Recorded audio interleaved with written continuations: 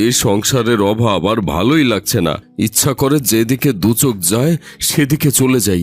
এ জীবনে আমার কোনো শান্তি নেই। দেখুন, হতাশ হবেন না। আল্লাহ তাআলার কাছে চাইলে তিনি কাউকে ফেরায় না। আমি বলি কি, আপনি নামাজ পড়া শুরু করুন, দেখবেন আল্লাহ তাআলা একদিন আমাদের সব অভাব দূর করে দেবেন। তোমরা তো সারা দিন নামাজ পড়ো, কই তাতে তো লাভ হচ্ছে না। ঘুরে ফিরে তো সংসারের অভাব থেকেই যাচ্ছে। তাহলে তো নামাজ পড়ে কি লাভ হয় শুনি? নাউজুবিল্লাহ, এভাবে কেন বলছেন আপনি? মানুষ কি শুধুমাত্র ধনী হওয়ার জন্যই নামাজ পড়ে? আল্লাহ তাআলা আমাদেরকে সৃষ্টি করেছেন শুধুমাত্র তার ইবাদত করার জন্য। তাই আমরা নামাজ পড়ি। এর সাথে সংসারের অভাব দূর হওয়া না হওয়ার কি সম্পর্ক বলুন তো? তাহলে বললি কেন অভাব দূর হয়ে যাবে? তোর সাথে আর তর্ক বিতর্ক করে লাভ নেই। ঘুরে ফিরে সব কাজ তো আমাকেই করতে হবে। কতবার করে বলেছি মেয়েটাকে মানুষের বাড়িতে কাজে রেখে দে, সেটাও তুই করতে দিস না। তোর এই খোড়া মেয়েকে টাকা ছাড়া কে বিয়ে করবে শুনি? এভাবে খেয়ে না খেয়ে বেঁচে থাকলে কি আর দিন চলবে? টাকা ছাড়া পৃথিবীতে কোনো কিছু হয় না। কিভাবে 2 টাকা রোজগার করতে হবে সে চিন্তা তো তোদের কারো মাথায় নেই। সব জ্বালা তো আমারই, আর খাবই না। তোর এই শুকনো রুটি আর মোলার তরকারি তুই খা। এই বলে ওয়াসিম রাগ করে কাজের খোঁজে বেরিয়ে পড়ে। সে অনেকের কাছে কাজ খুঁজতে যায়, কিন্তু কোথাও কোনো কাজ পায় না। অবশেষে সারাদিন ঘুরে ফিরে রাতে সে বাড়িতে চলে আসে। আর রাতের বেলা আয়শা, তাড়াতাড়ি দরজা খোলো, বাইরে ভীষণ ঠান্ডা। কি হলো, ঘুমিয়ে পড়েছো নাকি? তাড়াতাড়ি দরজাটা খোলো।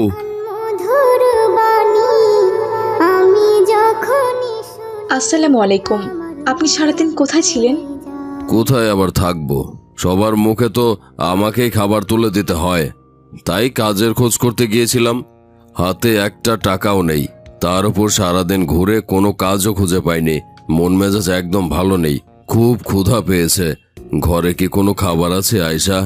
সকালে রুটি আছে আর একটু মূলার তরকারি আছে। আপনি তো আবার মূলা খান না, শুধু শুকনো রুটি খাবেন নাকি? শুধু শুকনো রুটি? কি আর করার, খাওয়া তো লাগবে। সারাদিন কিচ্ছু খাইনি। দাও, মূলার তরকারি দিয়েই রুটি দাও। এরপর আয়েশা ওয়াসিমকে খাবার খেতে দেয়, আর ওয়াসিম খাবার খেয়ে শুয়ে পড়ে। পরদিন সকালবেলা ওয়াসিম আবারও কাজ খুঁজতে বের হয়, কিন্তু সে কোথাও কোনো কাজ খুঁজে পাচ্ছিল না। আমার স্ত্রী সন্তানরা আল্লাহ তাআলাকে তো সব সময় ডাকে, তারপরেও আমাদের সংসারে এত অভাব কেন? আল্লাহ তাআলা, কেন আমাদের অভাব দিয়ে শাস্তি দিচ্ছ? হে আল্লাহ, তুমি আমার উপর অসন্তুষ্ট হইও না, নয়তো যে আমি ধ্বংস হয়ে যাব। আমি আসলে মন থেকে এসব কথা বলি না, অভিমান করে বলি। দয়া করে আমাকে একটা কাজের খোঁজ পাইয়ে দাও আল্লাহ।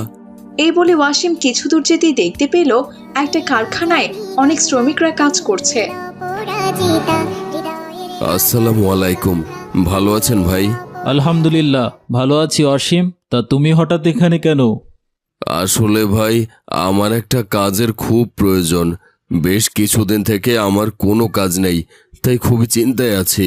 কি করব কিছুই বুঝতে পারছি না। কদিন ধরে এখানে ওখানে কাজের খোঁজ করছি, কিন্তু কোথাও কোনো কাজ পাচ্ছি না। আপনি যদি আপনার কারখানায় আমাকে শ্রমিকের কাজ দিতেন তাহলে আমার খুব উপকার হতো। কিন্তু এখন তো আমার লোক লাগবে না। আমার যখন লোকের দরকার হয় তখন আমি কাউকে খুঁজে পাই না, আর যখন লোক থাকে না তখন সবাই কাজের জন্য চলে আসে। কিছু মনে করো না ওয়াসিম, আমি তোমাকে কাজটা দিতে পারলাম না।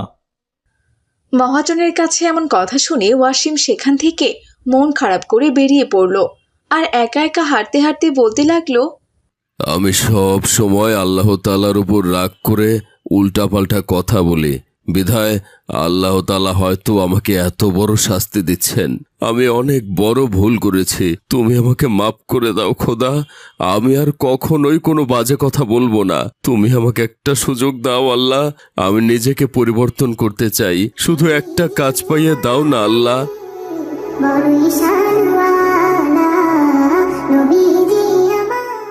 আসসালামু আলাইকুম বাবা। ওয়ালাইকুম আসসালাম। আপনি কে চাচা? আপনাকে তো চিনলাম না। আমাকে তুমি চিনবে না বাবা, তবে আমি তোমাকে চিনি। তুমি যখন একটু আগে কাজের খোঁজে মহাজনের কাছে গিয়েছিলে, আমি সেখানেই তোমাকে দেখেছি। তাই তোমার সাথে দেখা করার জন্য চলে এলাম। তোমাকে দেখে আমার খুব বিশ্বস্ত মনে হচ্ছে।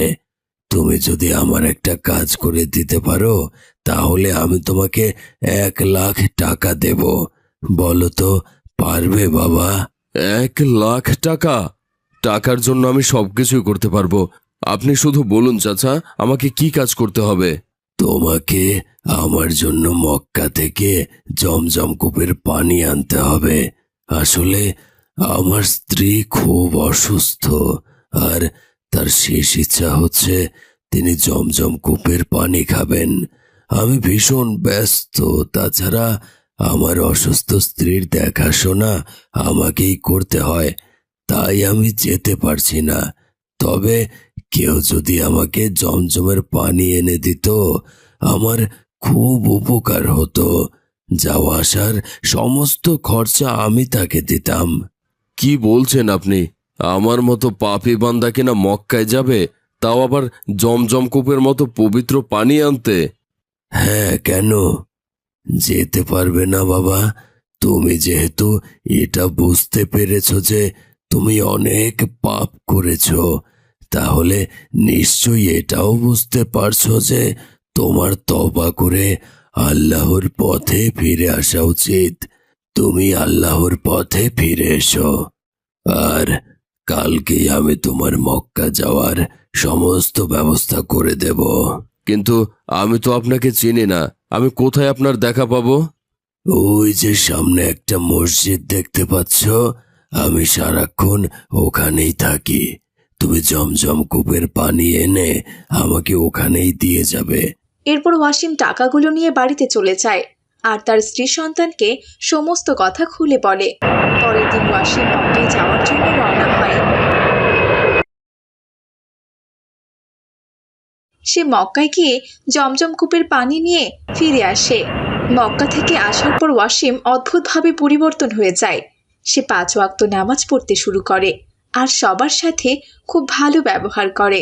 কিন্তু অবাক করা বিষয় হলো, সে যখন জমজম কূপের পানি নিয়ে সেই লোকটিকে মসজিদে খুঁজতে গেল, সেখানে সে ওই হুজুরকে দেখতে পেল না। সেখানে অন্য একটা হুজুর ছিল। আচ্ছা, এই মসজিদে আর একজন হুজুর থাকতো না? তিনি কোথায়? আপনার কোথাও ভুল হচ্ছে ভাই। আমি ছাড়া এই মসজিদে তো আর কোনো ইমাম নেই। 10 বছর ধরে এই মসজিদে তো শুধু আমি ইমামতি করি। এসব আপনি কি বলছেন? একজন হুজুর এখানে ছিল, তিনি আমাকে মক্কা থেকে জমজম কূপের পানি আনতে বলেছিল। আমার মক্কা যাওয়ার সমস্ত খরচ সেই দিয়েছে। এই দেখুন, আমি জমজমের পানি সাথে করে নিয়ে এসেছি। তবে হ্যাঁ ভাই, আমাদের এই মসজিদে একটা ভালো জিন থাকে। ও কোনোদিন কারো ক্ষতি করে না। ও এই মসজিদে নামাজ পড়ে, আবার মাঝে মধ্যে অনেকের উপকার করে। আমার মনে হচ্ছে সেই জিন রূপ বদলে ইমাম সেজে আপনাকে মক্কায় পাঠিয়েছিল আপনাকে পরিবর্তন করার জন্য। আচ্ছা যাই হোক, আপনি যেহেতু মক্কা থেকে জমজমের পানি এনেছেন, সেই পানিগুলো আপনি আমাকে দিয়ে যান। জমজমের পানি অনেকেরই উপকারে লাগে। কেউ চাইতে আসলে আমি তাদেরকে দিব। ইনশাআল্লাহ, আল্লাহর রহমতে জমজমের পানি যে খাবে তার সকল মনের আশা পূরণ হয়ে যাবে। হুজুরের এমন কথায় ওয়াসিম আর কোনো কিছুই বলে না। সে বুঝতে পারে যে আল্লাহ তাআলা হয়তো তাকে হেদায়েত দান করেছে। সে হুজুরকে জমজম কূপের পানি দিয়ে সেখান থেকে চলে যায়। আর পরদিন থেকে সে মসজিদে এসে 5 ওয়াক্ত নামাজ পড়ে আর আল্লাহ তাআলার রহমতে সে কাজের খোঁজও পেয়ে যায়। এরপর থেকে ওয়াসিম পরিশ্রম করে উপার্জন করে তার সংসার চালাতে থাকে।